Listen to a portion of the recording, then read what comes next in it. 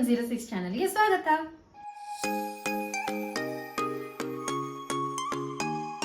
So ಇವತ್ತು ನನ್ನ ಮನೆಯಲ್ಲಿ ಎಣ್ಣೆ ಬದನೆಕಾಯಿನ ಮಾಡ್ತಾ ಇದ್ದೆ. ಕೆಲವೊಬ್ರು ಎಣ್ಣೆಗಾಯಿ ಕೂಡ ಅಂತಾರೆ. ನಾನು ಎಣ್ಣೆಗಾಯಿನ ಮಾಡ್ತಾ ಇದ್ದೆ. ಅದು ಉತ್ತರ ಕರ್ನಾಟಕ ಸ್ಟೈಲಲ್ಲಿ ಹೇಗೆ ಮಾಡ್ತೀನಿ ಅಂತ ನಿಮ್ಮೆಲ್ಲರಿಗೂ ತೋರಿಸ್ಕೊಡ್ತೀನಿ. ಅದಕ್ಕೂ ಮುಂಚೆ ಇನ್ನು ಯಾರು ನನ್ನ ಚಾನಲ್ಗೆ ಸಬ್ಸ್ಕ್ರೈಬ್ ಆಗಿಲ್ಲ ಅವ್ರು ಪ್ಲೀಸ್ ಹೋಗ್ಬಿಟ್ಟು ಸಬ್ಸ್ಕ್ರೈಬ್ ಆಗಿ.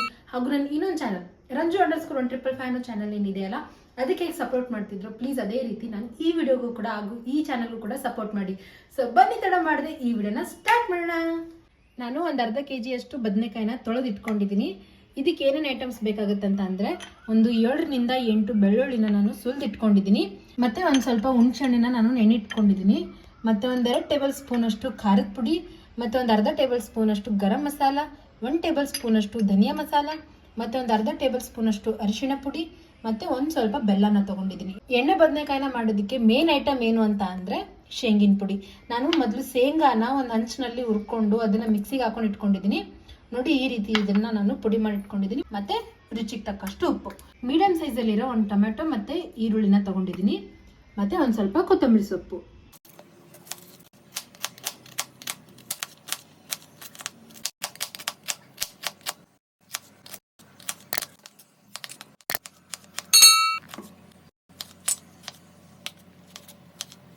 ಇವಾಗ ನಾನು ಎಲ್ಲ ಐಟಮ್ಸ್ನ ಮಿಕ್ಸಿಗೆ ಹಾಕೊಳ್ತೀನಿ.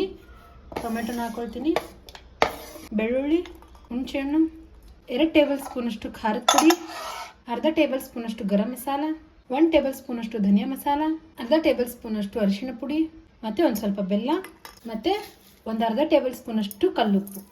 ಇವಾಗ ನಾನು ಇದಿಷ್ಟನ್ನು ಮಿಕ್ಸಿಗೆ ಹಾಕೊಳ್ತೀನಿ. ಇವಾಗಷ್ಟೇ ನಾನು ಇದನ್ನು ಮಿಕ್ಸಿಗೆ ಹಾಕ್ಕೊಂಡೆ. ಇವಾಗ ಇದನ್ನು ನಾನು ಒಂದು ಬೌಲಲ್ಲಿ ಹಾಕ್ಕೊಳ್ತೀನಿ. ಇವಾಗ ನಾನು ಇದರೊಳಗಡೆ ಒಂದು ಚಿಕ್ಕ ಬೌಲಷ್ಟು ಶೇಂಗಿನ ಪುಡಿನ ಹಾಕೊಳ್ತೀನಿ. ಇವಾಗ ನಾನು ಶೇಂಗಿನ ಪುಡಿ ಮತ್ತು ಪೇಸ್ಟನ್ನು ಎರಡನ್ನ ನೀಟಾಗಿ ಮಿಕ್ಸ್ ಮಾಡ್ಕೊಳ್ತೀನಿ. ನೋಡಿ ಕೆಲವೊಬ್ಬರು ಬೆಲ್ಲನ ಜಾಸ್ತಿ ಇಷ್ಟಪಡಲ್ಲ. ಸೊ ನೀವು ಬೇಕಾದರೆ ಬೆಲ್ಲ ಇಷ್ಟಪಡಲ್ಲ ಅಂತಂದರೆ ಬೆಲ್ಲನ ನೀವು ಸ್ಕಿಪ್ ಮಾಡ್ಬೋದು. ಬೆಲ್ಲ ಹಾಕ್ದೇನೂ ಚೆನ್ನಾಗೇ ಆಗುತ್ತೆ. ಆದರೆ ನಾವು ಏನಕ್ಕೆ ಬೆಲ್ಲ ಹಾಕ್ತೀವಿ ಅಂತಂದರೆ ಒಂದು ಸ್ವಲ್ಪ ಸಿಹಿಯಾಗಿ ಮತ್ತು ಒಂದು ಸ್ವಲ್ಪ ಟೇಸ್ಟಿಯಾಗಿರುತ್ತೆ. ಅದ್ರಗೋಸ್ಕರ ನಾವು ಬೆಲ್ಲನ ಹಾಕ್ಕೊಳ್ತೀವಿ. ನೀವು ಬೇಕಾದ್ರೆ ಬೆಲ್ಲನ ಸ್ಕಿಪ್ ಕೂಡ ಮಾಡ್ಬೋದು.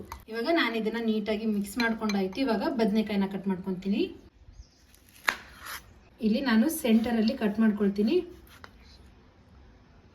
ಮತ್ತು ಈ ಕಡೆ ಒಂದು ಕಟ್ಟು ಈ ರೀತಿ ಹಾಕ್ಕೊಂಡ್ವಿ ಅಂತಂದರೆ ಇಲ್ಲಿ ನಾವು ಪೇಸ್ಟ್ನ ನೀಟಾಗಿ ತುಂಬಬಹುದು. ಇವಾಗ ನಾನು ಅದೇ ರೀತಿ ಎಲ್ಲ ಬದನೆಕಾಯಿನ ಕಟ್ ಮಾಡಿ ಇಟ್ಕೊಳ್ತೀನಿ. ನೋಡಿ ಈ ರೀತಿ ಕಟ್ ಮಾಡ್ಕೋಬೇಕು. ಇವಾಗ ನಾನು ಎಲ್ಲ ಬದನೆಕಾಯಿನ ಕಟ್ ಮಾಡ್ಕೊಂಡಾಯ್ತು. ಇವಾಗ ಇದ್ರೊಳಗಡೆ ನಾನು ಅವಾಗಲೇ ನಾವು ಮಿಕ್ಸಿ ಹಾಕೊಂಡಿರೋ ಪೇಸ್ಟ್ನ ಇವಾಗ ನಾನು ಇದ್ರೊಳಗಡೆ ತುಂಬ್ತೀನಿ. ಇವಾಗ ಇದ್ರೊಳಗಡೆ ನಾನು ಪೇಸ್ಟ್ನ ತುಂಬ್ತೀನಿ. ನೋಡಿ ಈ ರೀತಿನೇ ನಾನು ಎಲ್ಲ ಬದನೆಕಾಯಿನ ಕಟ್ ಮಾಡಿ ಇಟ್ಕೊಂಡಿದ್ದೀನಿ. ಇದ್ರೊಳಗಡೆ ಒಂದು ಸ್ಪೂನಿಂದ ನೋಡಿ ಅದೇ ರೀತಿ ಈ ಸೈಡ್ ಕೂಡ ನಾನು ಪೇಸ್ಟ್ನ ಹಾಕ್ಕೊಳ್ತಿದ್ದೀನಿ. ನೋಡಿ ನೀವು ಕೂಡ ಇದೇ ರೀತಿ ಮಸಾಲಾನ ನೀಟಾಗಿ ತುಂಬ್ಕೊಳ್ಳಿ. ಇವಾಗ ಅದೇ ರೀತಿ ನಾನು ಎಲ್ಲ ಬದನೆಕಾಯಿ ಒಳಗಡೆ ತುಂಬ್ಕೊಳ್ತೀನಿ. ನಿಮ್ಗೆ ಸ್ಪೂನಿಂದ ಏನಾದರೂ ಕರೆಕ್ಟಾಗಿ ಇದನ್ನು ತುಂಬ್ಕೊಳ್ಳೋಕೆ ಬರಲಿಲ್ಲ ಅಂತ ಅಂದರೆ ನೀವು ಬೇಕಾದ್ರೆ ಕೈನ ಕೂಡ ಯೂಸ್ ಮಾಡ್ಬೋದು. ಕೈನಿಂದ ತುಂಬ್ಕೊಂಡ್ರೆ ಇನ್ನೂ ನೀಟಾಗಿ ತುಂಬ್ಕೊಳ್ಳುತ್ತೆ. ನೋಡಿ ನಾನು ಎಲ್ಲ ಬದನೆಕಾಯಲ್ಲಿ ಮಸಾಲ ನೀಟಾಗಿ ತುಂಬ್ಕೊಂಡಾಯ್ತು. ತುಂಬ್ಕೊಳ್ಳುವಾಗ 1 ಟೇಬಲ್ ಸ್ಪೂನಷ್ಟು ಮಸಾಲ ಇನ್ನೂ ಉಳ್ಕೊಂಡಿದೆ. ಇದನ್ನು ನಾನು ಫ್ರೈ ಮಾಡುವಾಗ ಆಮೇಲೆ ಹಾಕ್ಕೊಳ್ತೀನಿ. ಬನ್ನಿ ಇವಾಗ ಇದನ್ನು ನಾವು ಫ್ರೈ ಮಾಡ್ಕೊಳ್ಳೋಣ.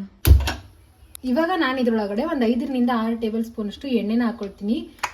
ಜಾಸ್ತಿ ಎಣ್ಣೆ ಏನಕ್ಕೆ ಹಾಕೊಳ್ತಾ ಇದ್ದೀನಿ ಅಂತಂದರೆ ಇದು ನಾವು ಮಾಡ್ತಾ ಇರೋದೇ ಎಣ್ಣೆ ಬದನೆಕಾಯಿ. ಅದ್ರಗೋಸ್ಕರ ಎಣ್ಣೆ ಒಂದು ಸ್ವಲ್ಪ ಜಾಸ್ತಿನೇ ಇರಬೇಕು.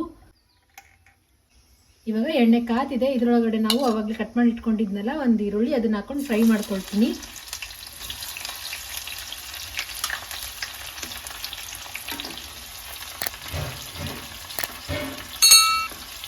ಒಂದು ನಿಮಿಷದವರೆಗೂ ನಾನು ಈರುಳ್ಳಿನ ನೀಟಾಗಿ ಫ್ರೈ ಮಾಡ್ಕೊಂಡಿದ್ದೀನಿ.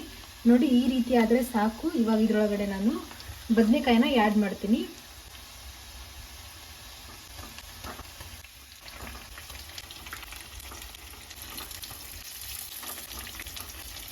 ಇವಾಗ ನಾನು ಇದನ್ನು ಮಿಕ್ಸ್ ಮಾಡ್ಕೊಳ್ತೀನಿ. ಇವಾಗ ನಾನು ಇದನ್ನು ನೀಟಾಗಿ ಮಿಕ್ಸ್ ಮಾಡ್ಕೊಂಡಿದ್ದೀನಿ. ಒಂದು ಮುಚ್ಚಳದಿಂದ ಮುಚ್ಚಿ 1 ನಿಮಿಷದವರೆಗೂ ನಾನು ಇದನ್ನು ಕುದಿಸ್ಕೊಳ್ತೀನಿ. 1 minute later. ಇವಾಗ ನಾನು ಇದನ್ನು 1 ನಿಮಿಷದವರೆಗೂ ಕುದಿಸ್ಕೊಂಡಾಯ್ತು. ನೋಡಿ ಎಷ್ಟು ಚೆನ್ನಾಗಿ ಕುದ್ದಿದೆ. ಇವಾಗ ಇದರೊಳಗಡೆ ನಾನು ಆವಾಗಲೇ ಒಂದು ಸ್ವಲ್ಪ ಪೇಸ್ಟ್ ಉಳಿದಿದೆ ಅಂತ ಅಂದಿದ್ನಲ್ಲ, ನಾನು 1 ಟೇಬಲ್ ಸ್ಪೂನ್ ಅಷ್ಟು ಅದರೊಳಗಡೆ ಇನ್ನೊಂದು ಸ್ವಲ್ಪ ನೀರನ್ನ ಆ್ಯಡ್ ಮಾಡಿಕೊಂಡು ಅದನ್ನು ಮಿಕ್ಸ್ ಮಾಡ್ಕೊಂಡಿದ್ದೀನಿ. ಇವಾಗ ನಾನು ಅದನ್ನು ಇದರೊಳಗಡೆ ಹಾಕ್ತೀನಿ.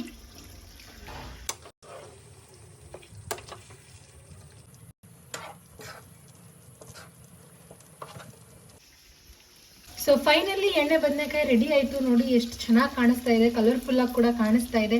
ನೋಡಿದ್ರೇನೆ ಇವಾಗಲೇ ತಿನ್ಬೇಕು ಅಂತ ಅನಿಸ್ತಾ ಇದೆ, ಅಷ್ಟು ಟೇಸ್ಟಿಯಾಗಿ ಕೂಡ ಆಗಿದೆ ಇದು. ಸೊ ಫೈನಲ್ ಆಗಿ ಇದ್ರೊಳಗಡೆ ನಾನು ಒಂದ್ ಸ್ವಲ್ಪ ಕೊತ್ತಂಬರಿ ಸೊಪ್ಪನ್ನ ಆ್ಯಡ್ ಮಾಡ್ಕೊಳ್ತೀನಿ.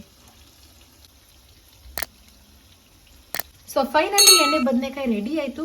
ಇವಾಗ ನಾನು ಗ್ಯಾಸ್ ಆಫ್ ಮಾಡ್ಕೊಂಡು ನಾನು ಇದನ್ನ ಒಂದು ಪ್ಲೇಟ್ ಅಲ್ಲಿ ಸರ್ವ್ ಮಾಡ್ಕೊಳ್ತೀನಿ. ಸೊ ಫೈನಲಿ ಎಣ್ಣೆ ಬದನೆಕಾಯಿ ರೆಡಿ ಆಯ್ತು. ನೋಡಿದ್ರಲ್ಲ ಎಷ್ಟು ಈಸಿಯಾಗಿ ನಾವು 5 ನಿಂದ 10 ನಿಮಿಷದಲ್ಲೇ ಮಾಡ್ಕೋಬಹುದು ಅಂತ ಅಂದು. ತುಂಬಾ ಅಂದ್ರೆ ತುಂಬಾ ಟೇಸ್ಟಿಯಾಗಿ ಕೂಡ ಇರುತ್ತೆ.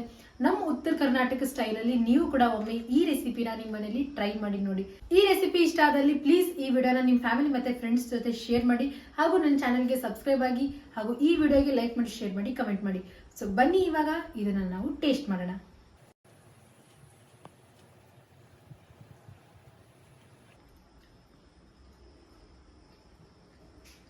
ಈ ರೆಸಿಪಿ ತುಂಬಾ ಅಂದ್ರೆ ತುಂಬಾ ಟೇಸ್ಟಿಯಾಗಿದೆ. ಸ್ಪೆಷಲಿ ನಮ್ಮ ಉತ್ತರ ಕರ್ನಾಟಕದ ಜೋಳದ ರೊಟ್ಟಿ ಜೊತೆ ತಿಂದ್ರಿ ಅಂತ ಅಂದ್ರೆ ವಂಡರ್ಫುಲ್ ಆಗಿದೆ. ನೀವು ಬೇಕಾದ್ರೆ ಚಪಾತಿ ಜೊತೆ ಆಗಲಿ ಅಥವಾ ಪರೋಟ ಜೊತೆ ಆಗಲಿ ತಿನ್ಬಹುದು. ತುಂಬಾ ಅಂದ್ರೆ ತುಂಬಾ ಟೇಸ್ಟಿಯಾಗಿರುತ್ತೆ, ಹಾಗೂ ತುಂಬಾ ಒಳ್ಳೆ ಕಾಂಬಿನೇಷನ್ ಕೂಡ. Thanks for watching.